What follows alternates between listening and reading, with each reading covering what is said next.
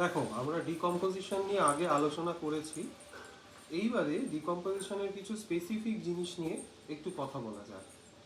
যেমন ইনিশিয়ালি ধরো ডিকম্পোজিশনকে বাদ দিয়ে কোনো একটা ইকোসিস্টেমের প্রোডাক্টিভিটি নিয়ে যখন আমরা আলোচনা করেছিলাম, সূর্যের আলো কোনো একটা গ্রিন প্ল্যান্ট পাচ্ছে, পেয়ে সে এনার্জি জেনারেট করছে, মানে সানলাইটের এনার্জিটাকে নিয়েই সে একটা অর্গানিক কম্পোনেন্ট প্রথম তৈরি করলো, যেটাকে আমরা প্রোডাক্টিভিটি বলছি। ফটোসিনথেসিসের মাধ্যমে সে ফুড জেনারেট করলো। সেই ফুডটা প্রত্যেকটা ট্রপিক লেভেলের যে অর্গানিজমসরা আছে, ওয়ান বাই ওয়ান তারা প্রত্যেকে সেটা অ্যাচিভ করতে থাকবে। তাহলে এটাকে আমরা বলছি কি, প্রোডাক্টিভিটি। তাহলে প্রোডাক্টিভিটিতে একটা খুব সহজ বিষয় প্রথমে বুঝতে পারলাম, একটা ইনঅর্গানিক সাবস্ট্যান্স থেকে একটা অর্গানিক সাবস্ট্যান্সের সৃষ্টি হচ্ছে। এরকম গ্রিন প্ল্যান্ট সে মাটি থেকে কিছু নিউট্রিয়েন্টস নিচ্ছে, সূর্যের আলো পাচ্ছে, তার এগেনস্টে সে একটা গ্লুকোজ কম্পোনেন্ট জেনারেট করছে, ফল তৈরি হচ্ছে। তাহলে দেখো, মাটিতে যে কম্পোনেন্টসগুলো ছিল, all those are inorganic components, that could be iron, phosphorus, magnesium, sodium, potassium, what ever it is. কিন্তু সে সেটার থেকে যখন গ্লুকোজ জেনারেট করছে, বা সে যে ফলটা তৈরি করছে, সে যে ফুড পার্টিকেল তৈরি করছে, সেগুলো কিন্তু অর্গানিক কম্পোনেন্ট। তার মানে productivity equals to inorganic to organic একটা শিফট হচ্ছে। এগেন, এইবার তুমি তার পরের স্টেপটা ভাবো। গাছ খাবার বানালো, এবার সেই এনার্জিটা ওয়ান বাই ওয়ান একটা একটা করে পুষ্টি স্তর পেরিয়ে আস্তে আস্তে একটা একটা করে ট্রপিক লেভেল হয়ে আস্তে আস্তে উপরের দিকে যাচ্ছে। তাহলে এটাকেই আমরা এনার্জি ফ্লো বলে থাকি। একটা অর্গানিজম থেকে একটা অর্গানিজম, একটা অর্গানিজমকে আরেকটা অর্গানিজম খেয়ে নিচ্ছে, একজনের থেকে আরেকজন এনার্জি পাচ্ছে। রাদার একটা ট্রপিক লেভেল থেকে আরেকটা ট্রপিক লেভেলে এনার্জি ট্রান্সফার হচ্ছে। এই যে এনার্জি ফ্লো, সেটা সবসময় আমরা দেখব অর্গানিক টু অর্গানিক। মানে একটা প্রাণীকে খেয়ে আরেকটা প্রাণী বেঁচে থাকছে, নিশ্চয়ই যাকে খাচ্ছে সেও একটা অর্গানিক কম্পোনেন্ট বা অর্গানিক সাবস্টেন্স, অর্গানিক এন্টিটি। যে খাচ্ছে সেও অর্গানিক। তার মানে energy flow always organic to organic. এইবার যে আমাদের আজকের উপজীব্য বিষয়, দ্যাট ইজ ডিকম্পোজিশন, এখানে একটা খুব মজার জিনিস হচ্ছে, অর্গানিক থেকে ইনঅর্গানিক যে শিফট হওয়ার বিষয়টা, সেটা হচ্ছে ডিকম্পোজিশনের মাধ্যমে।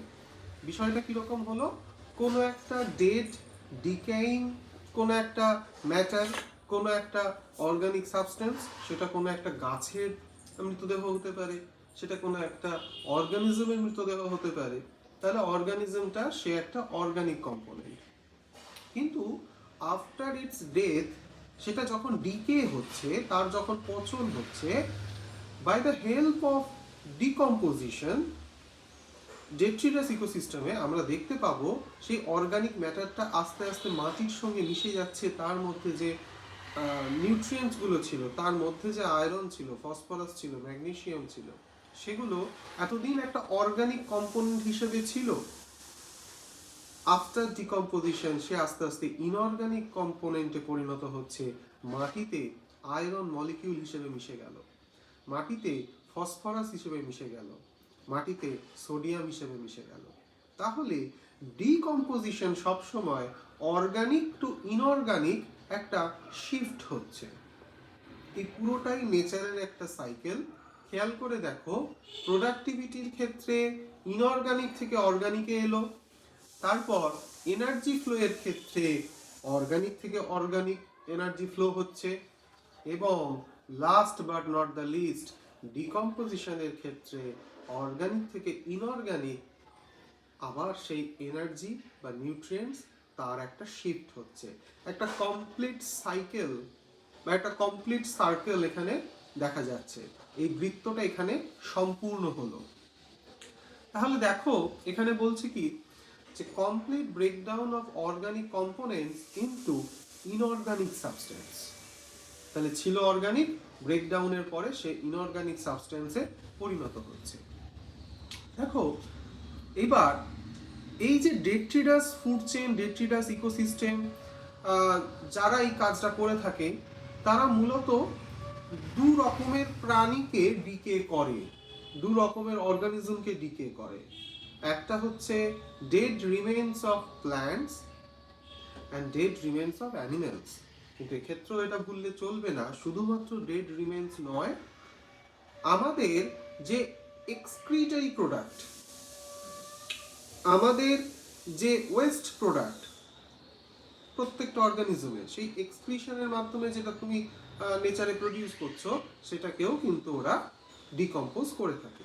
যাই হোক, তাহলে ডেট্রিনাস যে ফুড চেইন বা ইকোসিস্টেম, সেটা মূলত দুরকম কম্পোনেন্টকে নিয়ে ডিল করছে, dead remain of plant and dead remain of animals. এবার দেখো, আমরা এবার এই ডিকম্পোজিশনের স্টেপসগুলো খুব সহজে একটু বুঝে নেব। একদম প্রথম ধরো কোনো একটা বিশাল বড় গাছ, কোনো একটা মহিরুহ কোনো একদিন ঝড়ে সে মাটিতে পড়ে গেল থেকে। সেই গাছটার যে বিশাল গুঁড়ি সময়ের সঙ্গে সঙ্গে ধীরে ধীরে মাটির সঙ্গে মিশে যাবে, যেটা পক্ষান্তরে মাটির উর্বরা শক্তিকে বৃদ্ধি করে। অ্যাজ আ ফার্টিলাইজার সেটা মাটিকে আরো এনরিচ করবে বাই ইটস নিউট্রিয়েন্ট, এবং এই পুরো ব্যাপারটা নেচার নিজে থেকে ধীরে ধীরে ধীরে ধীরে করে যাবে।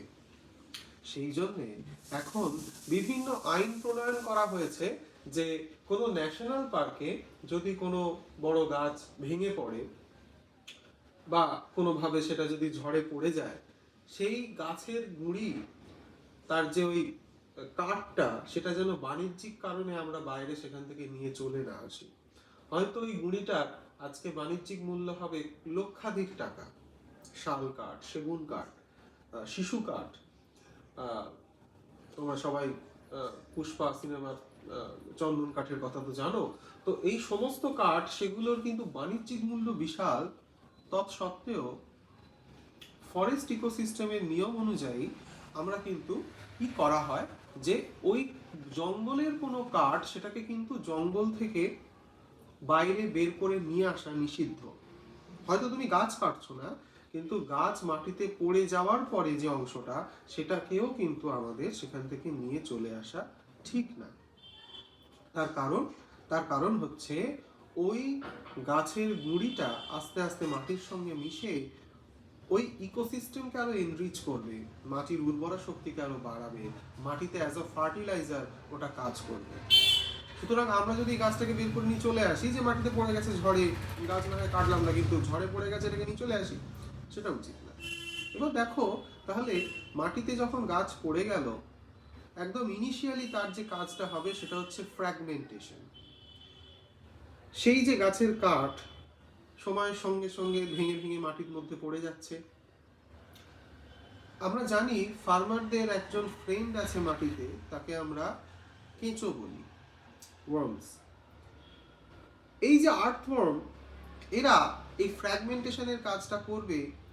এরা ওই কাঠের টুকরোগুলো যেগুলো ভেঙে ছড়িয়ে বছরের পর বছর রোদে বৃষ্টিতে আস্তে আস্তে মাটির উপরে ছড়িয়ে পড়েছে, ইনিশিয়ালি আর্থওয়ার্ম সেটাকে ফ্র্যাগমেন্টেড করবে, ওটাকে আরো ছোট ছোট খণ্ডে ভেঙে দেবে। এরপরে আসবে যারা, তারা হচ্ছে ফাঙ্গাস এবং ব্যাকটেরিয়া। ইনিশিয়ালি কিন্তু ওরা আসতে পারেনি। ফাঙ্গাস এবং ব্যাকটেরিয়াকে আসার আগে ওই ফ্র্যাগমেন্টেশনের কাজটা করে দিতে হয়েছিল আর্থওয়ার্মকে। দেন এলো ফাঙ্গাস এবং ব্যাকটেরিয়া, তারা এসে ক্যাটাবলিজম করলো, তার মানে ফ্র্যাগমেন্টেশনের পরে আরো ছোট ছোট খণ্ডে ভেঙে দিল। এরপরে একটা অদ্ভুত জিনিস হয় যেটাকে বলা হয় লিচিং। এই লিচিং এর ঘটনাটা না ওই ফ্র্যাগমেন্টেশনের সমসাময়িক হয়, জানো তো। মানে 1 নম্বর স্টেপটা, ব্যাপারটা কি, ফ্র্যাগমেন্টেড হয়ে আর্থওয়ার্ম ধরো মাটিতে ওটাকে ছড়িয়ে দিয়েছে, ছোট ছোট ছোট ছোট ফ্র্যাগমেন্ট, উডের যে ফ্র্যাগমেন্ট সেগুলো ছড়িয়ে রয়েছে। এমতো অবস্থায় প্রচুর বৃষ্টি হলে, বিভিন্ন বৃষ্টির জন্য, জলের ফলে অনেক সময় এই ছোট ছোট মলিকিউলস গুলো মাটির অনেক গভীরে নেমে চলে আসে। হ্যাঁ, যে বৃষ্টিতে আস্তে আস্তে ধুয়ে ওটা মাটির ভেতরে প্রবেশ করে গিয়েছে। তো এই বিষয়টাকে লিচিং বলা হয়। এবং এর পরে যে স্টেপটা, সেটা হচ্ছে হিউমিফিকেশন। আমরা জানি যে আস্তে আস্তে মাটির মধ্যে ওই জৈব অংশগুলো মিশে যায় এবং মাটির উর্বরা শক্তি বৃদ্ধি করছে, যে বিষয়টা যেটাকে আমরা হিউমাস বলি। এবং সর্বশেষ অংশ, এই পুরোটাই কিন্তু মাটিতে হচ্ছে, এই হিউমিফিকেশন এবং মিনারেলাইজেশন। ওর মধ্যে যে ক্ষুদ্রাতি ক্ষুদ্র মিনারেলস আছে সেগুলো মাটির সাথে মিশে যাচ্ছে। তাহলে এই ছিল আমাদের পুরো স্টেপস অফ ডিকম্পোজিশন। আবার যদি এই যে হিউমাস বা হিউমিফিকেশনের ক্ষেত্রে যে আমরা দেখছি যে হিউমাস তৈরি হচ্ছে, সেই হিউমাসটা কি করে তৈরি হচ্ছে সেখানে আমরা দেখব হিউমাস না। আচ্ছা, আমরা কিন্তু দেখে থাকবো যদি কখনো কোনো পুকুরের জল তুলে ফেলা হয়, সেই পুকুরের জল তুলে ফেলার পরে ওর নিচের যে কর্দমাক্ত অংশটা, খেয়াল রাখতে হবে ওখানে হিউমাস আছে। এটা কোনো পরিষ্কার পুকুরের তুলনায় যদি কোনো ডোবা পানা পুকুর গোছের জায়গা, সেইখানে কার মানে জলের নিচের যে অংশটা, জলাশয়ের নিচেরই একদম, সেখানে কিন্তু আমরা এই হিউমাসটা পাবো। একদম কালো কুচকুচে দেখতে হয়, একটা স্মেল অনেক সময় আসে, একটা পচা গন্ধ। ওখানে হিউমাস কেন আসছে? দীর্ঘদিন ধরে ওই জলে বিভিন্ন প্রাণী, গাছের পাতা এইসব পড়ছে, পচতে পচতে সেটা জলের নিচে যাচ্ছে, জলের নিচের লেয়ারেও তারা পচছে। সেই জলের নিচের যে মাটির লেয়ার, ওতে প্রচুর পরিমাণে জৈব পদার্থ রয়েছে, পচনশীল জৈব পদার্থ, যারা বিভিন্ন ভাইরাস, ব্যাকটেরিয়া এবং পরিবেশের নিজস্ব ছন্দে তাদের পচন ঘটছে, মানে ডিকম্পোজিশন হচ্ছে। ওখানে প্রচুর পরিমাণে হিউমাস পাওয়া যাবে। তাহলে হিউমাসের কয়েকটা বৈশিষ্ট্য বলি। 1 নম্বর, ব্ল্যাকিং কালার হবে, কুচকুচে কালো হবে। মানে আমরা একটা কথা ভেবে দেখব, যে মাটিতে হিউমাসের পরিমাণ যত বেশি, তাহলে সেই মাটির রং আস্তে আস্তে তত কালো হবে। আবার মাটিতে বালির ভাগ বেশি হলে, বেলে মাটি আমরা যাকে বলি, স্যান্ডের পরিমাণ বেশি হলে তার আরেক রকম কালার হবে। দেখো, আরেকটা মজার কথা মনে রাখতে হবে, এই হিউমাস তৈরি হয়েছে সেটা কিন্তু ভাইরাস ব্যাকটেরিয়ার দ্বারা। ভাইরাস ব্যাকটেরিয়া তাকে ডিকম্পোজ করে আজকে হিউমাসে পরিণত করেছে। ফলত এই যে হিউমাস, সেটার কিন্তু পরবর্তীকালে আর নতুন করে তাতে কিন্তু আর কোনো ভাইরাস বা ব্যাকটেরিয়া তাকে কিন্তু অ্যাটাক করতে পারবে না। কারণ ভাইরাস বা ব্যাকটেরিয়া তাদের কাজ সারার পরে যতটা অংশ পড়ে থাকছে সেটাকেই আমরা হিউমাস বলছি। তাই জন্য এর মধ্যে একটা বৈশিষ্ট্য পাওয়া যায় যেটাকে বলা হচ্ছে মাইক্রোবিয়াল রেজিস্ট্যান্স। এতে আর নতুন করে কোনো ভাইরাস, ব্যাকটেরিয়া, রাদার মাইক্রোবস, ছত্রাক, কোনো কিছু তার মধ্যে হবে না। এরা খুব ধীর গতিতে ডিকম্পোজ করতে থাকে এবং এর মধ্যে যে নিউট্রিয়েন্টস গুলো রয়েছে সেগুলো ধীরে ধীরে ধীরে ধীরে আশপাশের সমস্ত মাটিতে মিশতে থাকছে, আন্ডারগো স্লো ডিকম্পোজিশন। ডেফিনেটলি চটচটে কোলয়েডাল ইন নেচার। এবং মাটিতে মিনারেলসের খুব গুরুত্বপূর্ণ একটা সোর্স। তুমি যদি কোনো জায়গায় বাগান করো, গাছ চাষ করো, সেই গাছের গোড়ার মাটির চারিপাশে বা মাটিতে এই হিউমাস না থাকলে গাছের গ্রোথ বা বৃদ্ধি ভালো হবে না। কারণ গাছ নিউট্রিয়েন্টস পাবে এই হিউমাস থেকেই।